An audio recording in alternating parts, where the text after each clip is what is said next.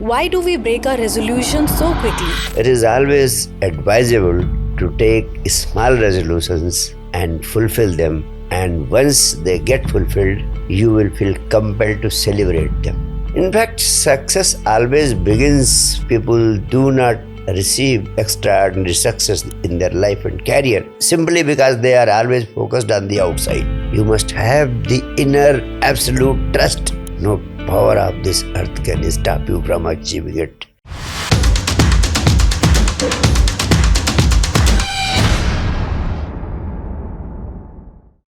Pranam Gurudev. Pranam. Gurudev, it's an honor to be in your revered presence again. Thank you. So let's start with the podcast with the topic habits, resolutions, and long game. Building a life that builds you. Good. Very good. So my first question is, why do we break our resolutions so quickly, even when our intentions are so strong? Beautiful Salini. In fact, whenever we are resolving, we try to take absolutely such big resolutions, which at the time of taking them, we don't try to bother to think whether we can realize them or we cannot realize them. When resolving for something, we should be practical enough not to make unrealistic resolutions. And if our resolutions are realistic and we persist with them, it would just become a play to fulfill it. It is always advisable to take small resolutions and fulfill them, and once they get fulfilled, you will feel compelled to celebrate them. And once you start celebrating your resolutions, you will be emboldened to take up even bigger resolutions. And then you will develop the knack, you will develop the trust and confidence that you can resolve and you can fulfill that resolve. So Guruji, what can be our inner habits and discipline that can create outer success? In fact, success always begins from within, Salini. And people do not receive extraordinary success in their life and career simply because they are always focused on the outside. If you develop a mindset of creating certain tendencies and certain traits inside, your outside will automatically start getting fulfilled with extraordinary success. The first and foremost thing, the most outstanding habit that we have to cultivate within is we must make our goals crystal clear. We must know as to what we actually want to achieve.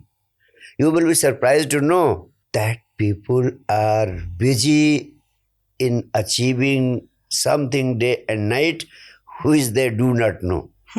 So once you make it clear, the first step towards winning success has been received. And secondly, the inner habit, which is most important, is focus on what you want. Never focus on what you do not want. You have got the inner habit of always keeping your focus on what you want, because once you have clarified about your specific goals, and if your attention always continues to remain there, that thing will start getting attracted towards you. This is the law of the universe. Okay. And the third thing, which is of primary importance, is trust. You must have the inner absolute trust that what you want to achieve, you are bound to achieve.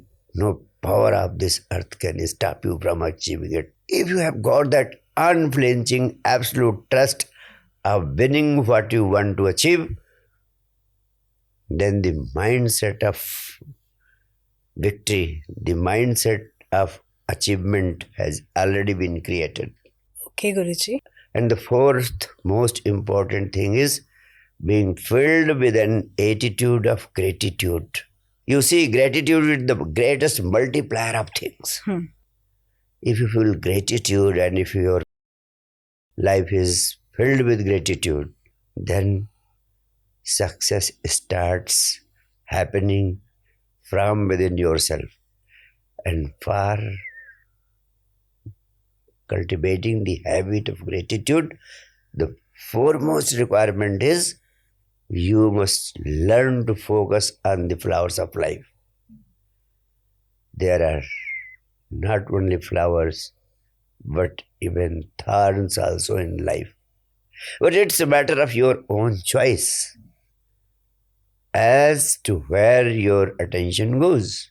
If your attention goes on the thorns, and every time you are thinking of the troubles, inefficiencies, and lacks of your life, then the insufficiencies would multiply.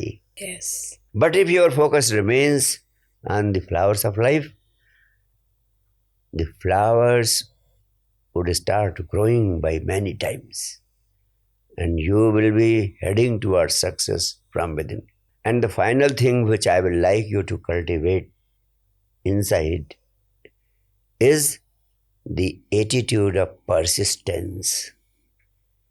Continue to persist about making efforts in the direction of what you want to achieve. If persistence grows and grows and grows, you will wonder that the thing which you wanted to achieve has started getting attracted to you in such a way you cannot imagine. Yes, Guruji, wonderful answer.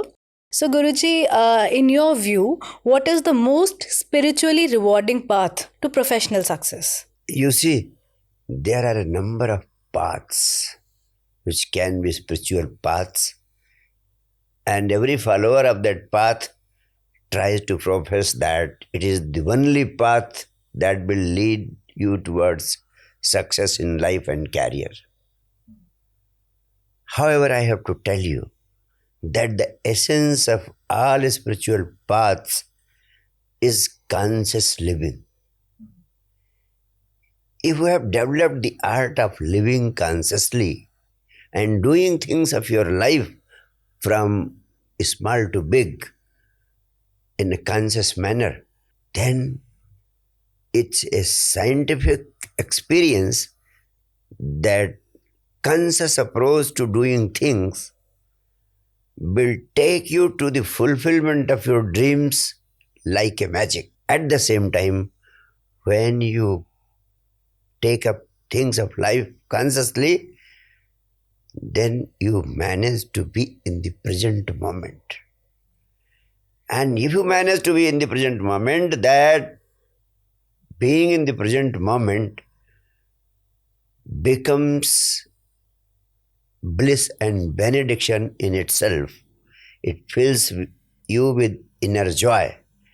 And when you are working and moving in life with inner joy, the things of your life will start happening in such a big way that you will become professionally extraordinarily successful in your life and living in your life and career.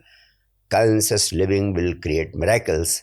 So I suggest you the one path and the most powerful path.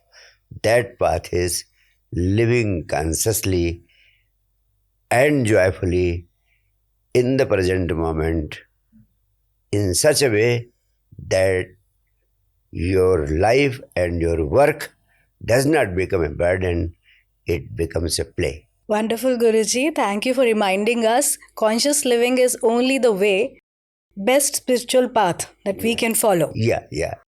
And Guruji, if there's one timeless lesson you have to give to us, like every modern worker should know, what would it be? That golden path has already been declared by Lord Krishna in Gita in a very beautiful manner when he says, action alone is thy concern, not its consequences. Doing your duty with total focus on the action without any care for the consequences. If you can practice it, if you can make it a part of your life and living, you will find your work has become an offering to the existence.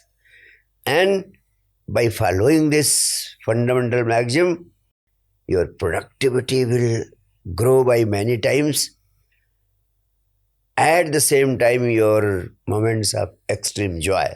And at the same time, whatever you do, that will become an offering to the existence. It will become worship also.